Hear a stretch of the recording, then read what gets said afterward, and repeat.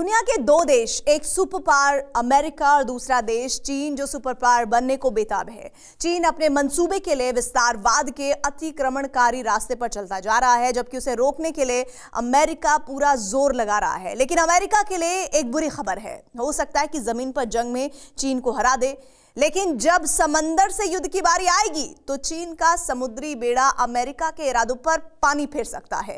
यानी समंदर में अगर जंग हुई तो चीन के वॉरशिप अमेरिका को उन तमाम जगहों से खदेड़ सकते हैं जहां जहां चीन अपना कब्जा करना चाहता है, फिर चाहे वो ताइवान स्ट्रेट हो या फिलीपींस का समुद्री इलाका हो या फिर जापान का ओकिनावा टापू। आखिर कैसे चीन समंदर का सिकंदर बन सकता है और अमेरिका जंग हार सकता है, इस पर देखिए हमारी ये सुपर एक्सक्लूसिव रिपोर्ट।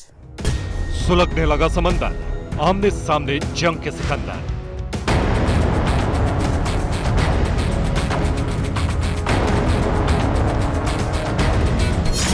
समंदर में महायुद्ध भयंकर, बरसने लगा बारूद जमकर।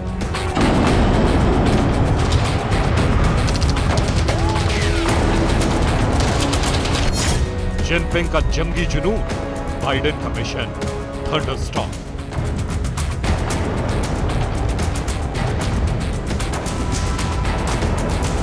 जंग का एक मोर्चा रूस और यूक्रेन के बीच खुला हुआ है, वहीं दूसरा मोर्चा कहा जा रहा है कि अगर खुलता है तो वो होगा चीन और ताइवान के बीच। लेकिन ये भी कहा जा रहा है साथ ही कि ये मोर्चा कभी भी बदल सकता है, यानी कि ये आगे चलकर चीन और अमेरिका के बीच होने वाले युद्ध की ओर बढ़ सकता है। और ऐसे में अगर ये युद्ध होता है तो इसका सीधा सीधा मतलब ये होगा कि ये युद्ध तय करेगा कि समंदर का सिकंदर आखिर कौन है।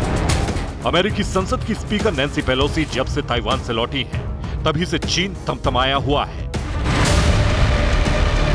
ताइवान स्ट्रेट में अपने वॉरशिप तैनात कर दिए हैं और वक्त वक्त पर ताइवान की तरफ गोले बरसाता रहता है।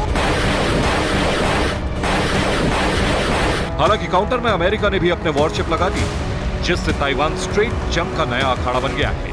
हालात ऐसे हैं कि साउथ चाइना सी कभी भी सुलग सकता है, कभी भी बारूदी चला।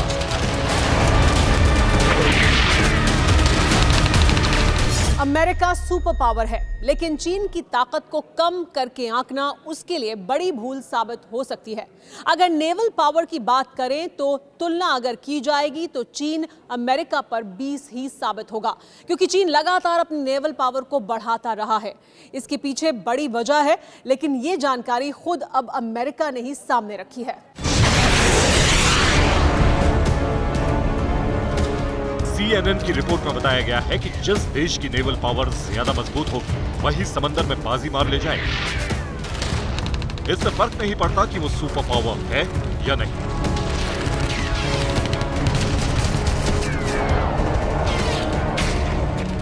ये खुलासा खुद एक अमेरिकी ने किया है।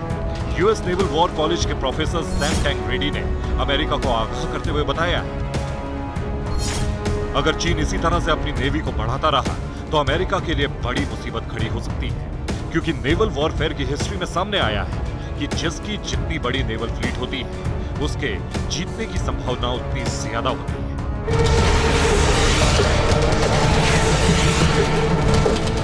यानी सीधे तौर पर यह अमेरिका के लिए अलार्म है कि अगर समंदर में चीन और अमेरिका भिड़े तो चीन की नेवी यूएस नेवी पर भारी पड़ेगी।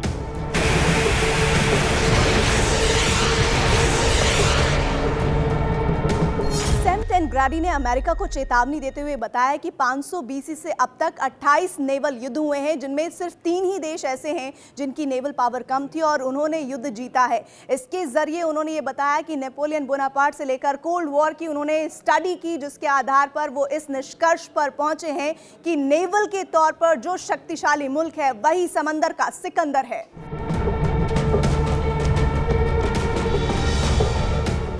इस बात को चीन भी समझ रहा है, इसलिए वो इंडो पैसिफिक रीजन में एक चक्रव्यूह तैयार कर रहा है जहां अमेरिका बेबस साबित हो। लेकिन ऐसा नहीं है कि अमेरिका समंदर में चीन की बढ़ती ताकत को लेकर बेफिक्र है।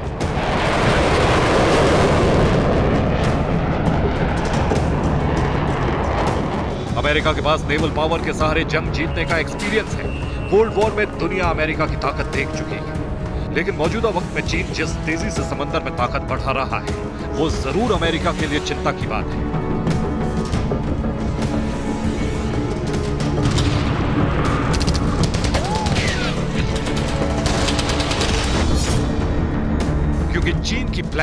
यानी पीपल्स लिबरेशन आर्मी नेवी ने 2020 की शुरुआत में ही अमेरिकी नेवी को पीछे छोड़ दिया था। अभी चीन की नेवी के पास 340 वॉरशिप हैं, जिसे वो अगले 2 सालों में 400 तक बढ़ाने का लक्ष्य साधे हुए हैं, जबकि अमेरिका की नेवी फ्लीट के पास 300 वॉरशिप मौजूद है, जिसे अमेरिका का लक्ष्य 2045 तक 350 वॉरशिप तैयार करने का है।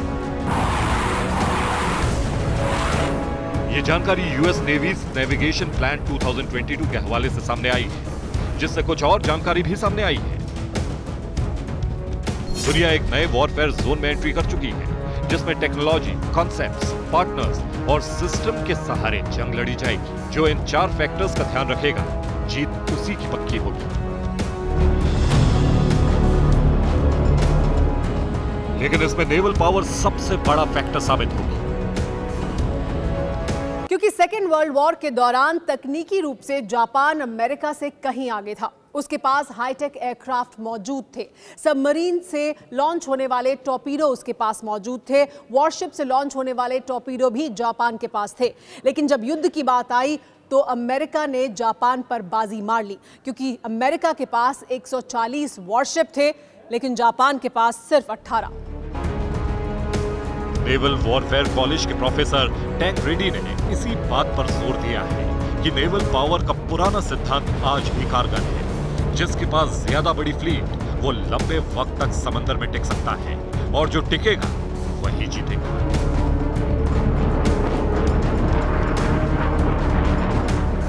चीन लगातार इसी फॉर्मूले पर चल रहा है। चीन ने अपने वॉरशिप परमानेंटली उन समुद्री इलाकों में तैनात किए हुए हैं जहां उसने विस्तारवाद का मंसूबा पाला हुआ है। खास तौर से चीन साउथ चाइना सी में काफी ज्यादा एग्रेसिव है, इसलिए साउथ चाइना सी में उसके वॉरशिप लगातार गश्त करते रहते हैं।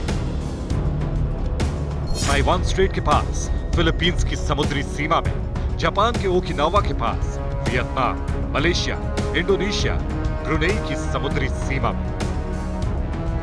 ऑस्ट्रेलियन नेशनल यूनिवर्सिटी में चीनी अंतर्राष्ट्रीय संबंधों के विशेषज्ञ डॉक्टर फेंग ने एक रिसर्च की, जिसमें दावा किया गया कि 2000 साल पहले चीन के नाविकों और मछुआरों ने एक जगह खोज निकाली थी जिसे नाम दिया गया था साउथ चाइना सी।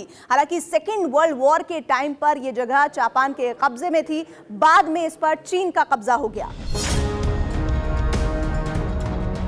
चीनी सरकार ने एक नक्शा भी जारी किया था, जिसमें एक लकीर के जरिए 30 लाख वर्ग किलोमीटर के साउथ चाइना सी के एक बड़े हिस्से और करीब सभी द्वीपों को अपने हिस्से में दिखाया। इस लकीर को 9 डैश लाइन कहा जाता है। हालांकि चीन ने इस लकीर को लेकर कोई स्पष्टीकरण नहीं दिया।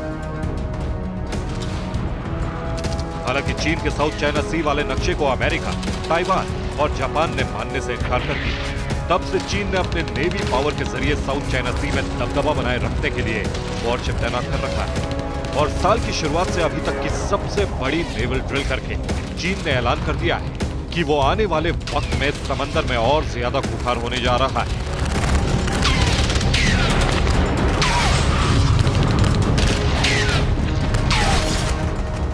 और ज्यादा वॉरशिप तैनात करेगा और ज्यादा सबमरीन लगाएगा और ज्यादा नेवी ड्रिल करेगा